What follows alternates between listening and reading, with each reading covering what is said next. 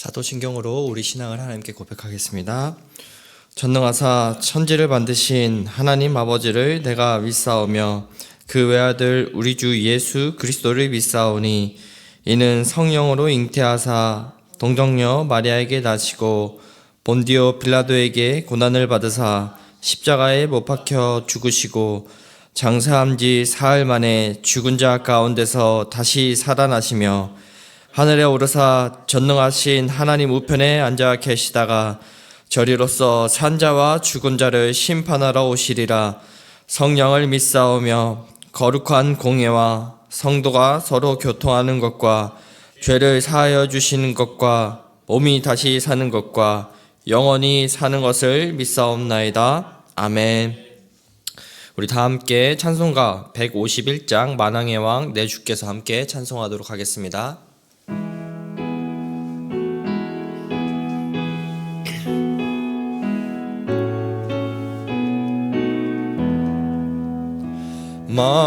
만왕의 왕 내 주께서 왜 고초 당했나 이 벌레 같은 날 위해 그 보혈을 흘렸네.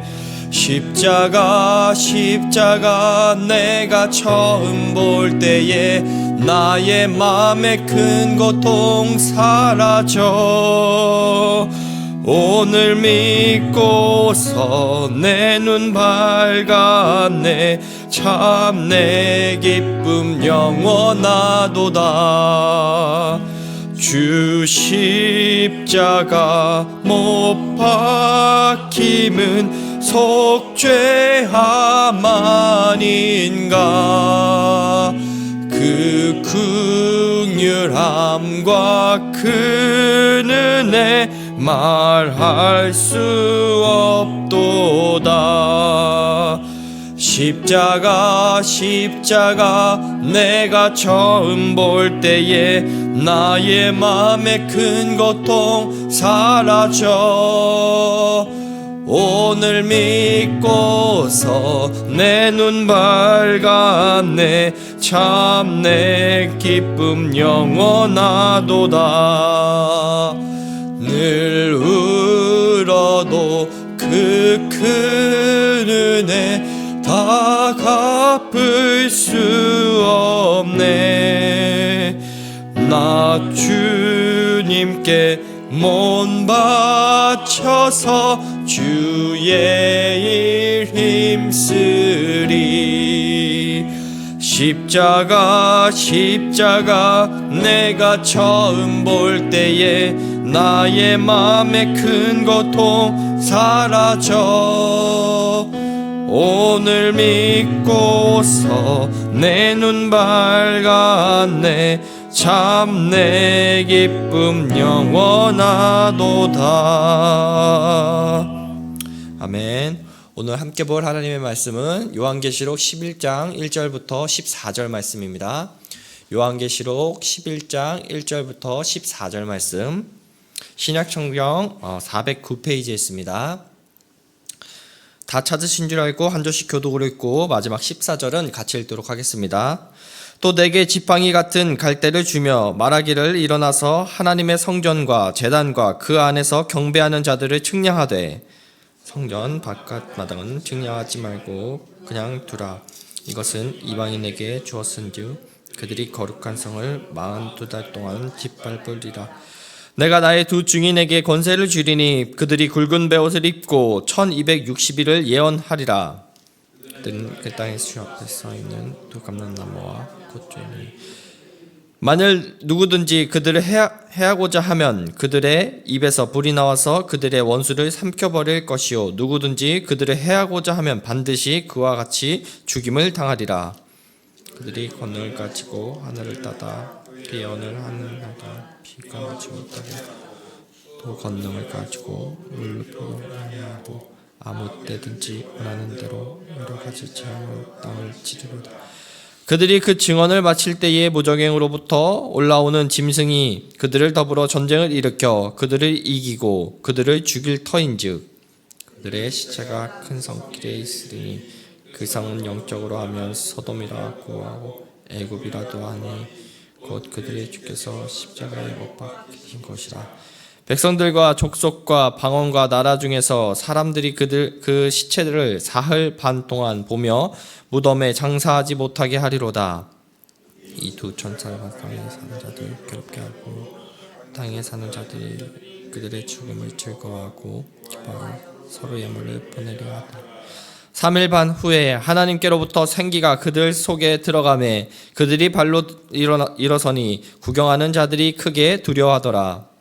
하늘로부터 큰 음성이 있어 이리로 놀라라. 그들이 있고 구름을 타고 하늘에 올라가니 그들의 원수들도 구경하더라. 그때에 큰 지진이 나서 성 10분의 1이 무너지고 지진에 죽은 사람이 7천이라. 그 남은 자들이 두려워하여 영광을 하늘에 하나님께 돌리더라. 둘째화는 지나갔으니 보아 셋째화가 속히 오리는도다. 아멘. 우리는 신앙의 여정 속에서 고난과 실패가 지속되고 있을 때 믿음으로 사는 자가 실패한 것처럼 보일 때 누구나 한 번쯤은 이러한 의문을 갖게 됩니다. 하나님은 정말로 나를 기억하고 계실까? 왜 믿음대로 살려고 하는데 나의 삶은 점점 더 힘들어질까? 왜 고난 속에서 이렇게 기도의 응답은 더딜까라는 그 질문을 하게 됩니다.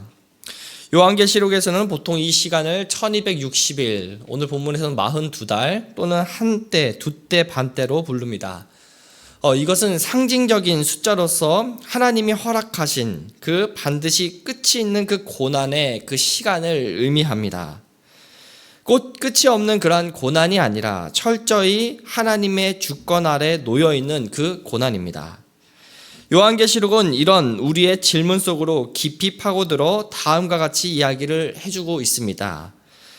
세상은 교회를 패배시킨 것처럼 보이나 하나님은 교회를 결코 패배시키지 않으신다라는 그 메시지가 요한계시록에서 계속해서 반복되고 나오고 있는 그 메시지입니다. 이 메시지는 단순한 위로를 넘어서 그리스도의 그 복음에 기초한 그 하나님의 실제적인 그 선언입니다. 특별히 오늘 본문에서는 세 가지 장면이 등장하는 것을 보게 됩니다. 1절에서 2절까지는 그 하나님이 그의 백성들을 측량하시는 그 장면이 나오고요. 두 번째는 두 증인처럼 교회가 증언하는 그 장면이 3절에서 10절까지. 그리고 마지막 세 번째 장면은 하나님이 그 증인을 부활시키고 승천하게 하시는 그 11절에서 14절의 그 말씀이 나오게 됩니다. 오늘 크게 이 세 가지 그 장면을 통해서 하나님이 고난 속에서도 교회를 어떻게 다루시며 어떻게 끝내 승리로 이끄시는지를 함께 살펴보도록 하겠습니다. 요한이 본 첫 번째 장면은 측량하는 그 장면입니다. 1절과 2절에서도 다음과 같이 이야기하고 있습니다. 또 내게 지팡이 같은 갈대를 주며 말하기를 일어나서 하나님의 성전과 제단과 그 안에서 경배하는 자들을 측량하되 성전 바깥 마당은 측량하지 말고 그냥 두라. 이것은 이방인에게 주었은즉 그들이 거룩한 성을 42달 동안 짓밟으니라. 하나님은 요한에게 지팡이 같은 생긴 그 갈대를 주시며 성전과 제단과 그 안에 있는 그 경배하는 자들을 측량하라고 지금 명령하고 있습니다. 성전을 측량하는 그 행위는 하나님의 그 보호와 그 구별을 상징하는 그 표현이기도 합니다.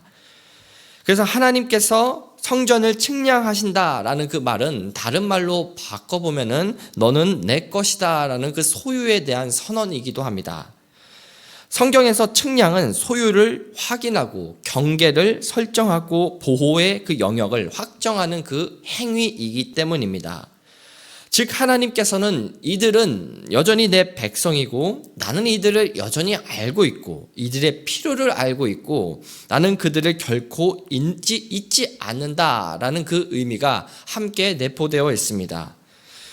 고난 속에 혼자인 것 같고 모든 자가 나를 외면했다라고 그렇게 생각하는 그 속에 있을 때 우리가 반드시 기억해야 할 것은 하나님께서는 당신의 그 자녀들의 삶을 여전히 측량하시며 여전히 우리를 보호하고 계신다라는 그 사실입니다.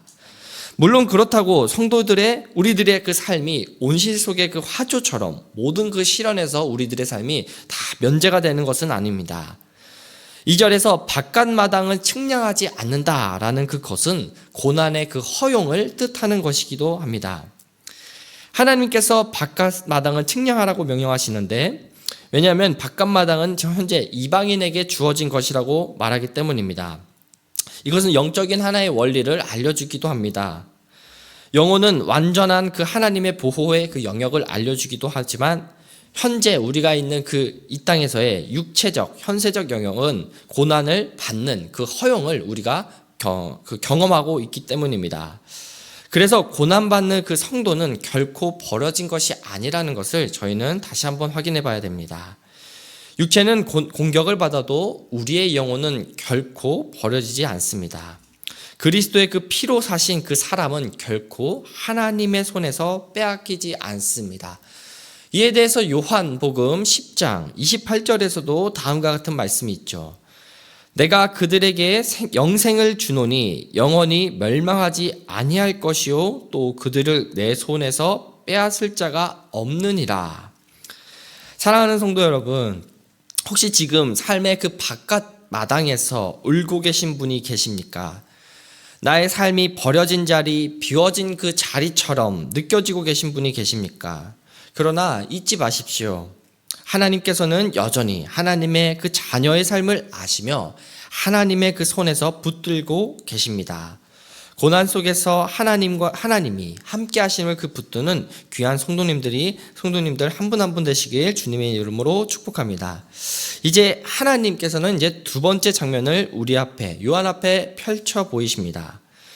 측량받은 성도는 단순히 이 땅에서 보호만 받는 그 존재가 아니라 이 땅에서 그 감당해야 할 그 사명도 있습니다. 하나님은 교회를 단지 지켜만 두시지 않고 세상 속으로 보내셔서 그 하나님의 말씀을 증언하도록 부르십니다. 그래서 두 번째 장면은 중심은 두 증인이 등장하는 것을 보게 됩니다. 3절에서 4절 말씀 다음과 같이 말하고 있죠. 내가 나의 두 증인에게 권세를 주리니 그들이 굵은 베옷을 입고 1260일을 예언하리라. 그들은 이 땅에 주 앞에서 있는 두 감람나무와 두 촛대니. 회개를 촉구하는 두 증인은 그 붉은 베옷을 입고 1260일 동안 하나님의 말씀을 증언합니다. 두 증인에 대한 그 해석은 다양합니다. 실제적인 어떤 두 인물을 이야기하는 견해도 있지만 여러 주석가들은 대부분 교회를 상징한다라고 이렇게 설명을 합니다. 왜냐하면 그들이 두 감람나무 그리고 두 촛대로 표현되기 때문입니다. 즉 두 증인은 모든 그 시대, 교회와 그 성도를 의미한다라고 생각해 볼 수 있습니다. 그리고 본문은 이 두 증인, 그 증인 공동체의 그 특징을 현재 세 가지로 이렇게 표현하고 있습니다. 첫 번째 특징은 두 증인이 굵은 그 베옷을 입었다라는 것인데요. 이것은 회개를 촉구하는 그 선지자의 그 모습, 그 특징을 저희에게 알려주고 있습니다. 보통 굵은 그 베옷은 슬픔, 애통, 또 회개를 상징합니다. 즉 교회의 그 증언은 단순한 어떤 도덕적인 어떤 충고하는 것이 아니라 오늘날로 치면 어떤 자기 개발을 잘하는 그 연설하는 그 정도의 그 이야기가 있는 것이 아니라 사람들을 하나님께로 돌아오게 하는 그 회개의 그 메시지가 바로 교회의 성도들의 특징이라는 것입니다. 오늘 교회가 세상 속에서 해야 할 그 역할은 이 땅에서 잘 사는 그러한 방법을 조언하는 것이 아닌 긍정적인 어떤 사고방식, 잘 되는 어떤 이러한 인문학적인 자기개발서의 그 메시지가 아닌 하나님 말씀 앞에 우리가 돌아오고 살아가야 한다라는 것이 바로 교회의 특징이라는 것입니다. 두 번째 특징은 두 증인이 감람나무이자 촛대라는 것을 통해서 한번 생각해 볼 수 있습니다. 이는 성령의 능력으로 빛을 비추는 교회의 특징을 알려주고 있는 것입니다. 감람나무는 스가랴 4장에서 힘으로도 능으로도 아니요 오직 성령으로 라는 그 메시지의 그 배경입니다. 촛대는 요한계시록 1장에서 교회를 가리키는데요. 즉 하나님은 교회를 움직일 수 있는 가장 강력한 그 원동력이 되어주시는 성령을 주심으로 말미암아 이 세상 어둠 가운데 있는 그 세상에서 빛의 역할을 감당해 주는 것이 바로 교회의 특징이라는 것을 알려주고 있는 겁니다. 세상이 어두울 때, 힘들 때 유일한 그 희망이 되는 것은 교회뿐입니다. 어두울수록 더욱 밝게 빛나는 것이 바로 성령의 권능을 입은 교회의 특징입니다. 세 번째 특징은 말씀의 능력이라는 것입니다. 6절에서 보면 두 증인이 행하는 그 능력들을 살펴보면요, 하늘을 닫아 이제 비가 오지 못하게 하고 물을 피로 변하게 하고 재앙을 내리는 것을 보게 됩니다. 이것은 저희가 구약에서 엘리야와 모세의 그 모습을 떠올릴 수 있습니다. 하늘을 닫아 비가 오지 못하게 하는 것은 갈멜살에서 바알의 그 선지자들과 전투를 한 엘리야를 떠올릴 수 있고요. 물을 피로 변하게 하고 재앙을 내린 것은 출애굽을 했을 때의 모세를 통한 그 기적을 생각해 볼 수 있습니다. 즉 이것은 모세와 엘리야에게 하나님께서 권능을 주셨듯이 두 증인에게서 동일한 그 말씀의 능력이 있음을 지금 상징하는 것입니다. 하나님의 말씀이 선포될 때 그 말씀은 세상을 심판하고 죄를 드러내며 사람을 살리고 하나님의 구원을 이루게 됩니다. 교회에게 바로 이 말씀의 능력이 있음을 알려주는 것입니다. 이렇게 두 증인은 하나님의 능력으로 사역을 감당하지만 7절에서 보면 결국 적 그리스도로 상징되는 짐승에 의해서 죽임을 당하는 것을 보게 됩니다. 그들의 시신은 3일 반 동안 거리에 방치되고 세상은 그들의 죽음을 기뻐한다라고 합니다. 여기서 우리는 이렇게 묻게 됩니다. 하나님은 왜 그의 증인들을 죽도록 두시는가? 왜 하나님께서는 교회를 패배한 것처럼 보이시는가라는 그 의문을 받게 됩니다. 하지만 그 이유는 한 가지가 있는데요. 바로 하나님은 교회를 십자가의 그 길을 통해 부활의 길로 데려가신다라는 그 진리가 있기 때문입니다.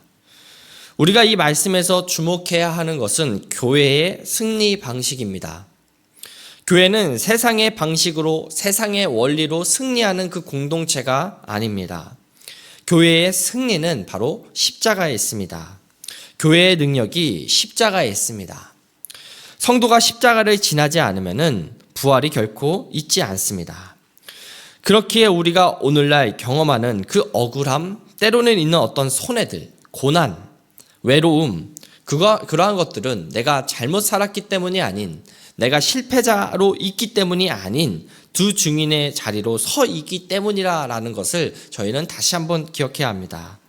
두 증인의 그 자리는 패배가 아니라 하나님이 준비하신 그 승리의 그 통로로 걸어가는 것이기 때문입니다. 그리고 바로 여기서 전환의 그 역전의 순간이 일어납니다. 두 증인이 죽임을 당하고 하나님을 대적하는 세상은 승리를 했다고 기뻐하지만 하나님의 이야기는 여기서 맞춰지지 않았습니다.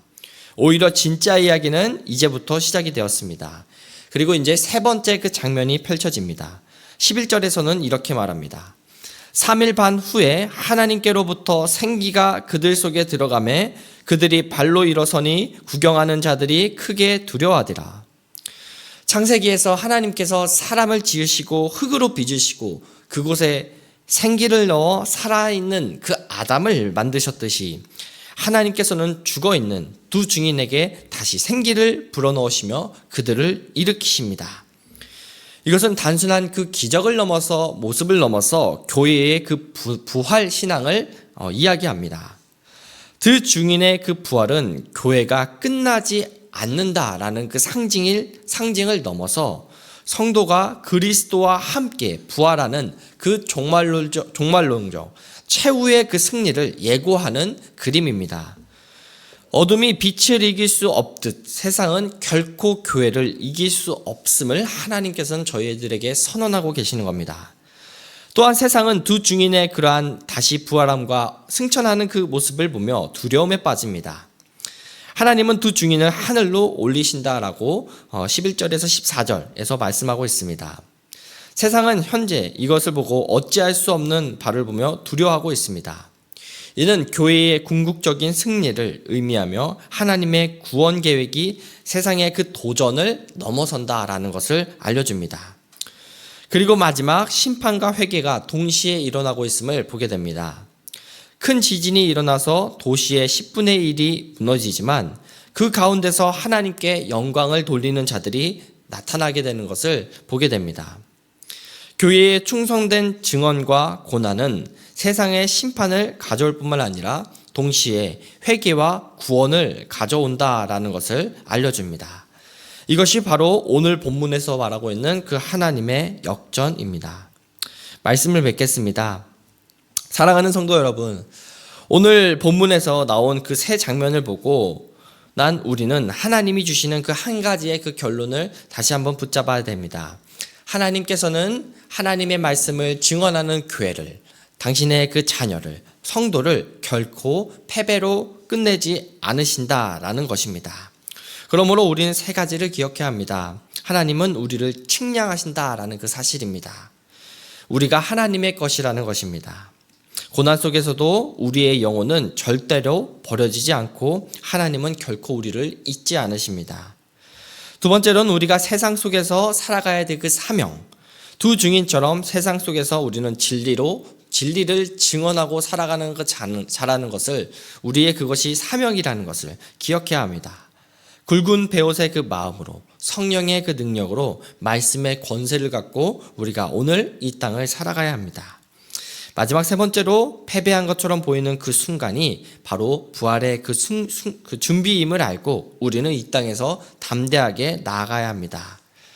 고난이 끝이 아니라 시작임을, 죄악은 패배가 아닌 하나님의 그 준비하심을 기억해야 합니다.